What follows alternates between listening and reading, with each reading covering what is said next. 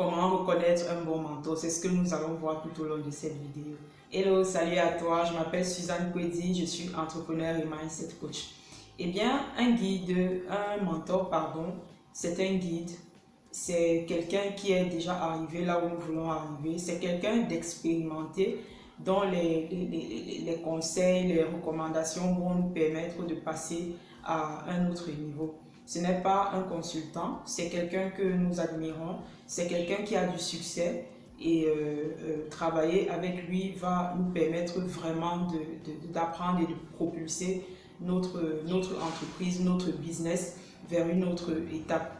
Si tu es jeune entrepreneur ou futur entrepreneur, si tu es un jeune ambitieux qui aspire à réaliser de grandes choses, si tu es quelqu'un qui veut impacter son entourage, sa communauté, eh bien, tu as besoin d'un mentor qui va t'accompagner. Avant d'entreprendre, très souvent, les deux armes que nous avons, c'est ce que nous savons et ce que nous connaissons. Donc, le mentor va jouer ce rôle-là un peu de catalyseur et il va te permettre d'aller un peu plus vite, d'éviter un certain nombre d'écueils. Lui étant déjà passé par là, il va te donner le conseil qu'il faut, la recommandation qu'il faut et peut-être les personnes qu'il faut qui vont te permettre de bien démarrer et dans ton parcours et bien d'être sûr que tu vas atteindre le succès. Pourquoi il te faut un entrepreneur? Pourquoi il te faut un mentor plutôt? Pourquoi est-ce que tu as besoin d'un mentor? Tu as besoin d'un mentor parce que on ne réussit pas seul dans la vie. On a toujours besoin de quelqu'un qui nous tienne la main. On a toujours besoin de quelqu'un qui nous donne le bon conseil. Et puis, on ne refait pas la roue. On ne débarque pas comme ça dans le monde et puis on a une idée géniale. Et même si on a une idée géniale, il y a toujours des personnes qui sont arrivés là où nous voulons arriver avant nous. On a toujours des devanciers dans tel ou dans tel autre domaine. Et on a besoin d'être bien entouré justement par ces personnes-là qui vont nous guider, qui vont nous propulser, qui vont nous donner le bon conseil.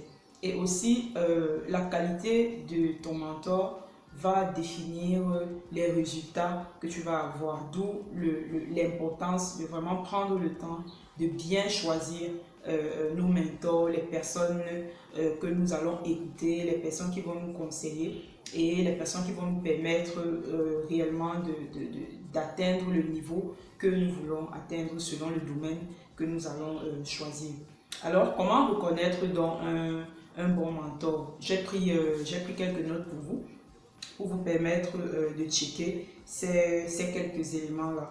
Donc, le premier point qu'il faut checker, c'est sa réputation.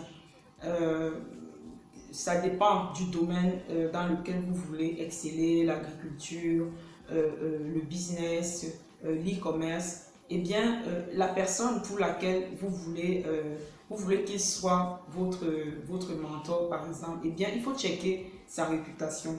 Il faut regarder si on le reconnaît comme quelqu'un à qui on peut se référer par rapport au domaine pour lequel vous voulez exceller. Regardez sa réputation, checkez sa réputation, regardez un peu s'il est par exemple parmi les 5, les 10 personnes qu'on peut, qui sont comme la référence dans ce domaine, dans le secteur pour lequel vous voulez évoluer. Regardez, checkez son expertise. Si vous voulez nager, si vous voulez exceller dans le e-commerce, eh bien, il va falloir que vous soyez accompagné par quelqu'un qui a déjà excellé dans le e-commerce. C'est très important et ça va vous permettre d'aller vite.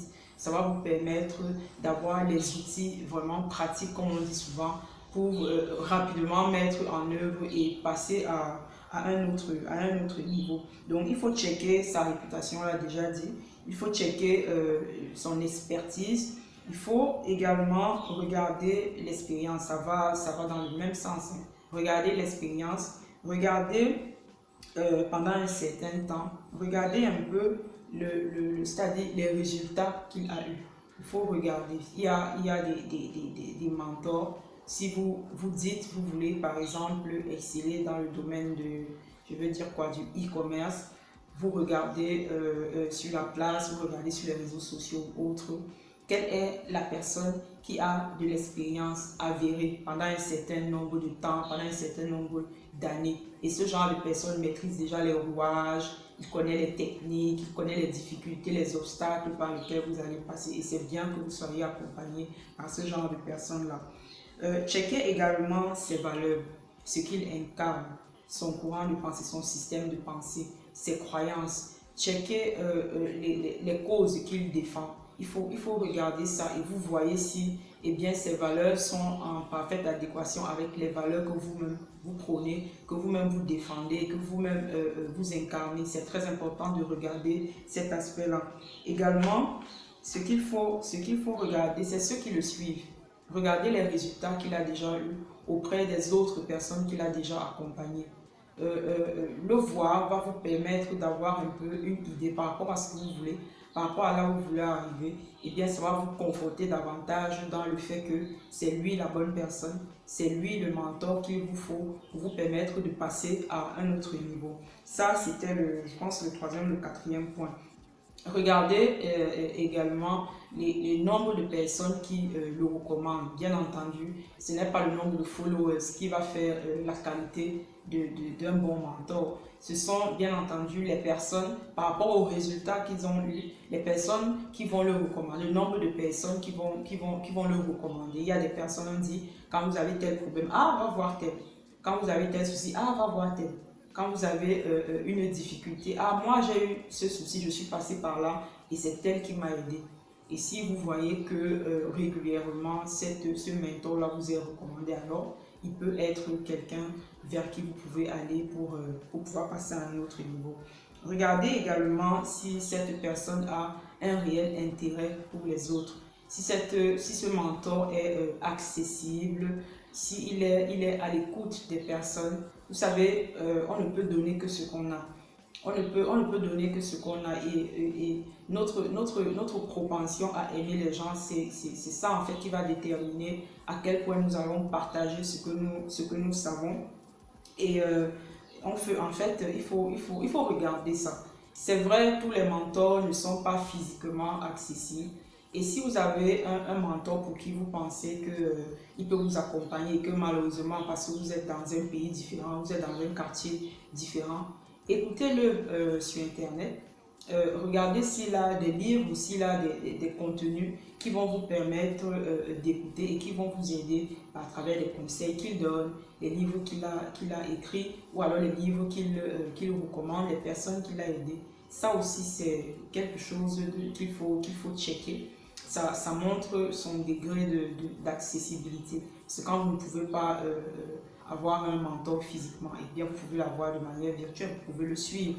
Même s'il n'est pas accessible, vous n'arrivez pas à l'avoir, vous avez les écrits, vous avez les réalisations, vous avez son contenu, vous pouvez également vous servir de cela. Et c'est un bon aspect, c'est un bon, on va dire quoi, moyen de contrôle pour vous permettre de répondre à la question de savoir, oui, lui c'est un bon mentor, lui c'est quelqu'un que je peux suivre, c'est quelqu'un qui, si je suis, eh bien les résultats qu'il a eu, je peux aussi avoir les mêmes résultats. Il y a également son histoire. Checker son histoire, son parcours. Chaque personne qui a réussi a une histoire, il a un parcours. Il a commencé à un point A et on a vu son évolution vers le point Z. Il faut regarder ça. Ces personnes-là qui ont réussi, qui ont commencé hier et qui demain, comme ça, on le succède. Non, ce n'est pas de ce succès-là que vous voulez.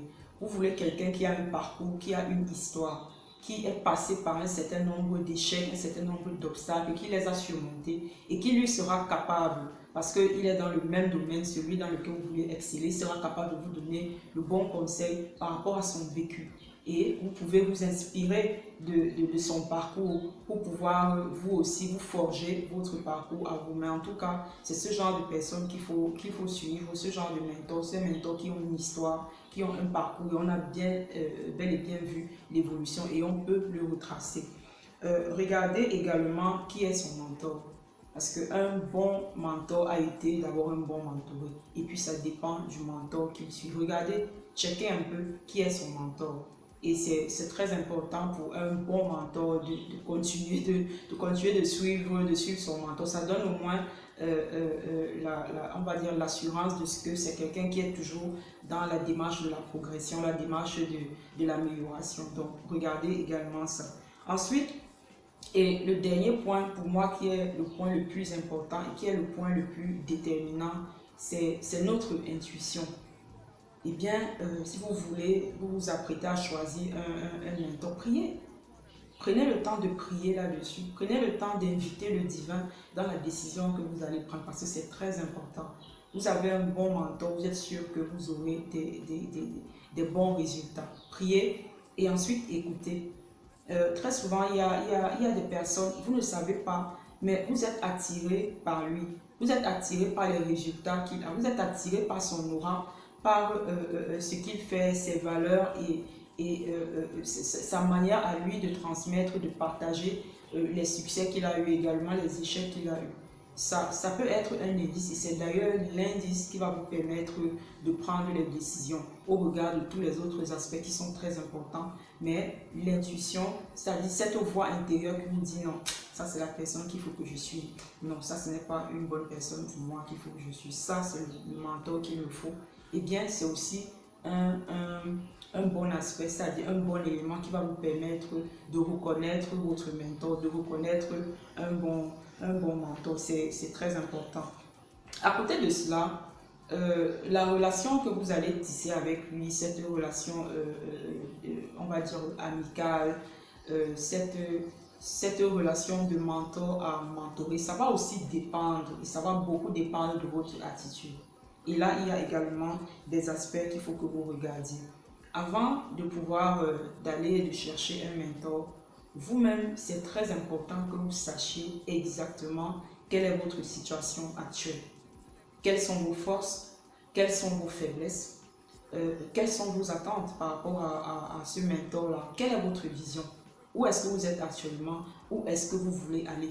Et c'est le fait de bien connaître ces aspects-là qui va vous permettre de bien choisir, de bien orienter vos recherches par rapport au mentor qui va vous accompagner dans votre démarche, dans votre marche vers le succès. Ça, c'est très important. Également, il faut que, bien entendu, quand vous avez checké tous ces aspects-là, il faut oser aller le voir. Il faut oser aller vers lui, il faut oser lui parler de votre projet. Il faut oser en fait, il faut avoir de l'audace pour aller vers les autres, pour leur dire, voilà ce que je fais, voici mon projet, voici là où j'aimerais aller. J'aimerais avoir un ou deux conseils, j'aimerais être accompagné par vous, j'aimerais que vous soyez mon mentor. Il faut que vous puissiez aller déjà vers ce mentor-là pour créer cette relation-là qui va être entretenue par rapport à votre comportement. Et justement, par rapport à ça, il y a une attitude qui va vous prédisposer à votre attitude, comme on dit souvent. C'est l'attitude d'un apprenant. Un apprenant, c'est quelqu'un qui est humble, c'est quelqu'un qui a soif d'apprendre, c'est quelqu'un qui veut vraiment réussir.